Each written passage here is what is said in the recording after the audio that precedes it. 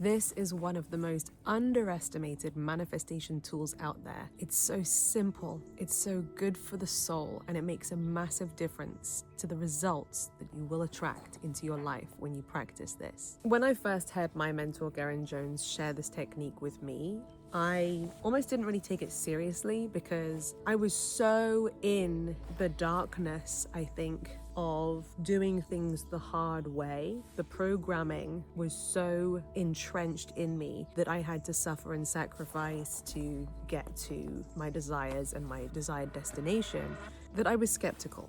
Because what he shared with me was that the key to changing the way life responds to you is to have a hell of a lot more fun, to play more. And so my question for you today, for you to think about, meditate on, and journal about is, what did you used to love to do when you were a little child? Think back to your earliest childhood memories that you have, your purest memories, when you were perhaps 4 or 5 or 6 years old, and think back to those moments when you would get lost in the world of play. Where were you?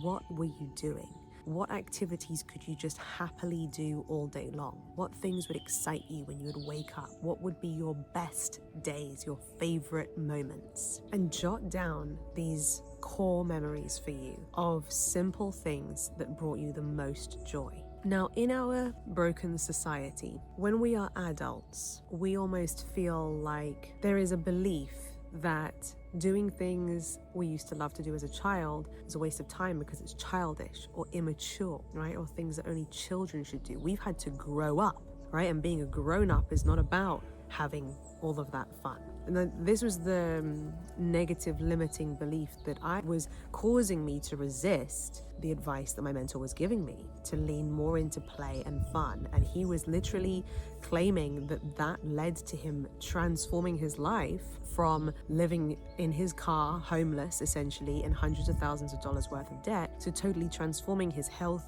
his relationships, and making millions of dollars. When he was rising up in his business, that he would come across other businessmen who would laugh at him and scoff at him and say, you can't fun your way to success. You can't just happy clappy, jump around and be all weird and happy all the time and think that you're going to be taken seriously in this business world and have real success. But what he told me is that when he showed up for work, when he took action on his business, the results he would get were 10 times better from the action he took than these other people in the same businesses. Instead of talking to 10 people and finding that one person would say yes to their business, he would talk to 10 people and 9 of them would say yes to his business. So what's the difference here? His energy. And how was his energy different? Why was his energy different? Because he was allowing himself to connect to who he truly was. He was living life with the pure energy, the vitality that children have.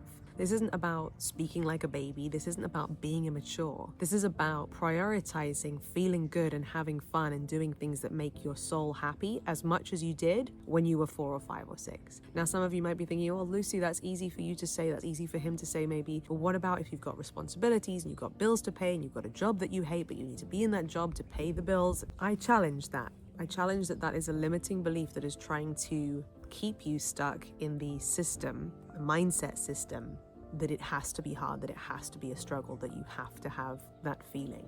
What if, even in your current circumstances, even with the responsibilities that you do have, even with the people that rely on you and the job that you're in, etc., etc., what if you could tune yourself to the frequency of having more fun? You don't need more money to have more fun. You don't need more time to have fun. It's a change and a shift in the way that you choose to live your life in the micro moments. This isn't about spending thousands of dollars going to Disney World to have fun. This is about maybe picking up that paintbrush and making a little piece of art for 15 minutes instead of scrolling. This is about remembering that you used to love to bake, so baking more. This is about remembering that you used to love to be outside more, and going outside and putting your hands in the dirt or planting some things in a little trough on your yard or your balcony or on your porch. This is about putting on your favorite music and actually allowing yourself to dance, not like a professional dancer, not like a TikTok influencer, not like a ballerina, but because it feels good to dance, like you used to dance when you were a kid. This is about letting yourself sing out of tune because it feels good to use your voice. This is about choosing to wake up maybe a little bit earlier and do something fun rather than doing only the things that you have to do because you have to do them. A common thing that I see when students enter my Align program is they are worn down. They're worn down not only by life, but by how they have been taught that life has to be when you are an adult. And we dive into all sorts of things. I help them identify limiting beliefs. We rewire their mindset to start working for them rather than feeling like their mindset is working against them. And I ask them, what did they love to do as a child? And what are the things that bring them fun? And in what ways can they bring more fun into their life on a daily basis? This will take practice, by the way. You are learning a new habit. If you've been under the illusion that life has to be difficult, hard, and you don't have time for fun anymore, or energy for fun, or money for fun, okay, then it will take a little bit of practice because, there are still days when that old mindset creeps in, and the old mindset is thinking of all the things I have to do. Oh, I have to do that. I still have to do that. Oh, I forgot I'm behind on this. I still have to do that. And then I think to myself, what if I thought about this all completely differently? First of all, I get to do these things. I get to help this person. I get to respond to that message. I get to record this video. I get to do this work, yeah? And secondly, how can I make every part of my day fun? How can I choose to enjoy this? And how can I fill my evening with more fun afterwards? And how can I make this workout that I'm going to do more fun? How can I make dinner tonight more fun, right? It takes practice. The reason why I love this manifestation technique is because you can do it exactly where you are right now. I've been wanting to create this podcast episode for a while, on the subject of doing what you used to love to do as a child. And it wasn't until my friend Harriet shared something on Instagram today that I'm going to read out to you that confirmed to me that, yes, today is the day. So what she shared here is, she said, when I was 4, I wanted to be outside, bake, explore, cuddle my babies, draw, read, and be a mermaid. At 24, I pushed to work hard, late nights, to build something, to prove myself, please others. I was always on. Now, just before I turned 34, I love to be outside, bake, explore, cuddle my babies, draw and read, and I'd still like to be a mermaid. And then she shares a video of her swimming in her pool. Funny how life goes. Little me knew all along. I love how she concluded that actually this isn't just about being silly, and this isn't about being immature. This is about the fact that you knew all along. You knew that joy was the most important energy vibration to feel. You knew that it was a priority for you to feel good. And so you would simply feel good before the world told you that that wasn't the right thing to be doing, or it was a waste of your time, or it was whatever, or put a bunch of rules in place of how to, you're not allowed to just draw. It's got to look good, or you're not allowed to sing. It's got to sound good, And it reminds us that who we were when we were a child isn't just, underdeveloped. If anything, that is the key to us rediscovering as adults who we are in our purest form and what our soul really needs.